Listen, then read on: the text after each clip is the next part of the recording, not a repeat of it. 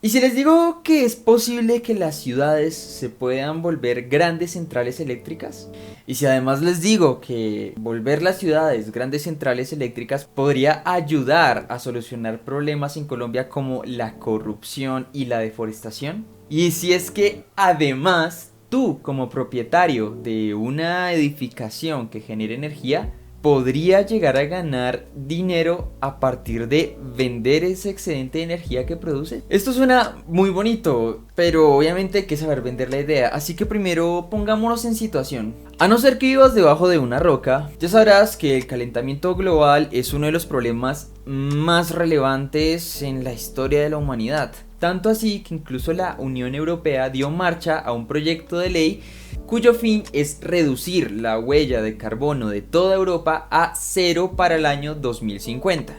Este proyecto de ley se llama Pacto Verde Europeo y posee metas tales como eliminar por completo la explotación de carbón y de petróleo en territorio español, obviamente dándole un margen a las empresas que comercian con estas materias primas a hacer una pequeña transición. Bueno, pequeña entre comillas, no sea, tendrán que adaptarse al nuevo mercado energético. Si quieres saber un poquito más sobre este proyecto de ley específicamente, dejo el video de Crespo aquí abajo, el cual es un divulgador científico que explica muy bien este tema. Ahora, lo que a nosotros nos interesa es qué sucede en Colombia.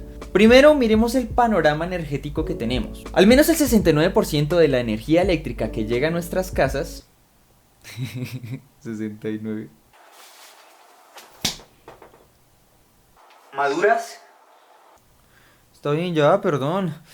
Proviene de hidroeléctricas y un 30% de combustibles fósiles, gas, petróleo, carbón y demás. Y solo el 1% proviene de fuentes alternativas. Y claro, tú me dirás, Andrés, pero es que las hidroeléctricas son consideradas como una fuente de energía renovable. Es más, en el proyecto europeo que nos comentaste hace poco, las hidroeléctricas cumplen un papel fundamental. Y sí, tienes toda la razón, las hidroeléctricas, si están bien manejadas, puede ser una fuente de energía renovable, pero hay que hacer énfasis en ese bien manejadas. Como ya sabemos, las políticas en Colombia no es muy correcta, por así decirlo. Por ejemplo, solo tengo que hablar de Hidroituango para que comprendan de lo que estoy hablando. Ahora, si eres extranjero y no conoces el proyecto Hidroituango y lo que ha pasado con él, Hidroituango, coño. Pues puta, no sé hablar. Si no conoces sobre este proyecto, pues te voy a dar un pequeño resumen. Es una represa gigante la cual se viene construyendo como desde el 2009 en el río Cauca. Está planeada para terminar de ser construida en el 2022 y pues empiece a operar en esas fechas. Bueno, lastimosamente el problema aquí es que desde que inició el proyecto se ha visto salpicado con una que otras historias de personas desaparecidas, participación de grupos paramilitares, contratos por debajo de cuerda. En fin, al menos en Colombia no nos podemos fiar del Estado colombiano para que realice este tipo de proyectos. De hecho, la razón principal que sucede esto es que, como ya vimos en el gráfico, un 69, un casi 70% pues, de la energía está producida por hidroeléctricas.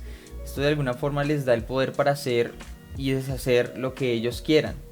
Saben que tienen un gran valor comercial.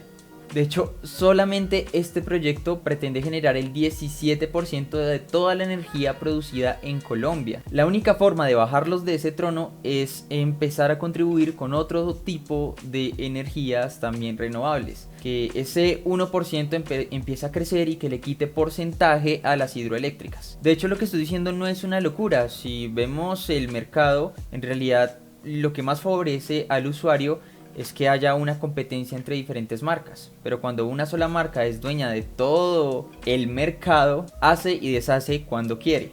Para dar el ejemplo de una política energética muy saludable, muy sostenible, tenemos por ejemplo a Alemania, que por cierto es uno de los países que encabeza la lista de los países que mejor maneja el tema de energías renovables. De hecho, en el gráfico se puede ver que un 30% de la energía que producen está hecho con generadores eólicos. Pero aún así estamos hablando solo del 30%. Las otras fuentes de energía, como pueden ver, también representan un porcentaje importante en lo que se refiere a la energía eléctrica de todo el país. Ahora, aquí igual hay un problema. Yo sé que en Colombia igualmente hay proyectos muy interesantes de energías renovables, como por ejemplo el del parque eólico Gepirachi, el cual cuenta con 15 aerogeneradores, los cuales producen 19,5 megawatts de potencia nominal. El único inconveniente de estos proyectos es que realmente no hay mucho espacio en Colombia en donde se puedan realizar, ya que si quieres obtener un área para construir estos grandes proyectos arquitectónicos, tienes o que deforestar bosque o meterte en lugares en donde obviamente el conflicto armado sigue siendo muy vigente y pues no es muy viable, terminaría teniendo los mismos problemas que pues Hidroituango. Así que ya más o menos entiendes cómo se está vendiendo la idea, ¿verdad? Ahora, imaginemos que cada edificio en Bogotá, por ejemplo, produzca su propia energía. Aquí es donde entra la idea de las grandes ciudades como generadoras de energía eléctrica. Si las grandes ciudades también empiezan a generar un porcentaje de la energía que están utilizando, obviamente pues los costes bajarían bastante. Y además estamos descentralizando de alguna forma esa política energética que tiene Colombia. Porque claro, cada edificio podría llevar su propio proyecto, obviamente con algunas que otras leyes. Sin embargo, eso no le impide poder empezar a generar energía ni hacerlo de la forma que este edificio lo desee o le parezca más eficiente. Obviamente, para que esa idea se materialice, tiene que volverse algo rentable. Por ejemplo, la mayoría de personas se echan para atrás cuando descubren que, por ejemplo, instalar paneles solares solo es retribuible hasta 17 años después de la instalación. Pero no te me asustes. Evidentemente, si solo implementas una solución energética, no vas a conseguir nada. Nuevamente, hay que pensar que los edificios son como una pequeña Alemania.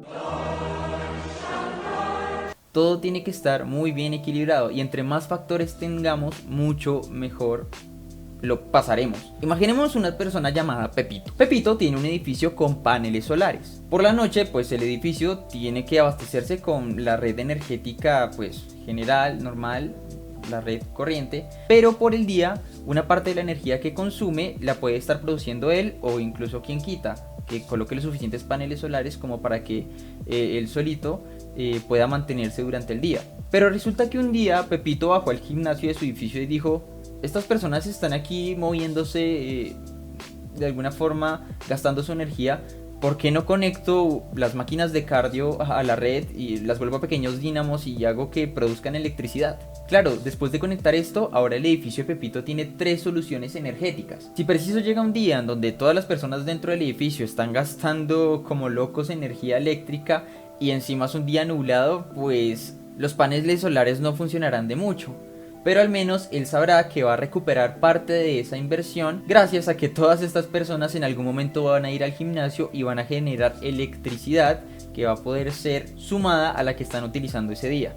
Ahora, lo del gimnasio ecoenergético no es ninguna idea novedosa. Por ejemplo, en España está MobiWatts, el primer gimnasio ecológico en toda España, el cual uno de sus plus es que le descuenta la tarifa, por así decirlo, a sus usuarios dependiendo de cuántos watts generen durante pues, el año. Entonces no siempre vas a estar pagando lo mismo. Entre más vayas, más barata te va a salir esa factura. Pero bueno, sigamos cerrando la idea. Ahora, resulta que a Pepito le tocó la muy buena suerte de que le tocó un día súper soleado y el gimnasio está completamente lleno. Pepito en ese momento se va a dar cuenta que está generando mucha más energía que la que está utilizando. Y debido a que su gimnasio y sus paneles solares están conectados a la red local, de alguna forma Pepito ese día me está ayudando a mí en mi casa a calentar mi almuerzo en el microondas. Si existieran más edificios como los de Pepito en ese momento, al final prácticamente la mitad o más de la mitad de la energía que se gastaría en una ciudad la estarían produciendo los propios edificios y estarían retroalimentándose de alguna forma. Ahora, volvamos a la tierra porque esto suena también muy fantasioso. Obviamente Pepito es colombiano, ¿no? Hay que recordar esto. Y además de colombiano es uribista. Entonces Pepito el uribista no le quiere regalar energía gratis así como así a un vago comunista como yo. ¿Cómo convencemos a Pepito de que comparta esa energía extra que está generando? Y si más bien le pagamos por ello, Pues resulta que existe la resolución 030 del 2018 de la GREC que te permite vender la energía extra que estás generando.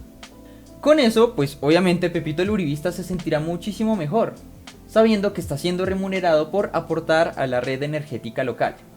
Ahora, lo del gimnasio es un ejemplo, existen miles de formas de generar energía eléctrica y pues cada edificio, dependiendo de las actividades que se hagan dentro de él, o incluso la misma arquitectura del edificio, podría favorecer una solución u otra. Por ejemplo, resulta que mi edificio tiene una pared viva.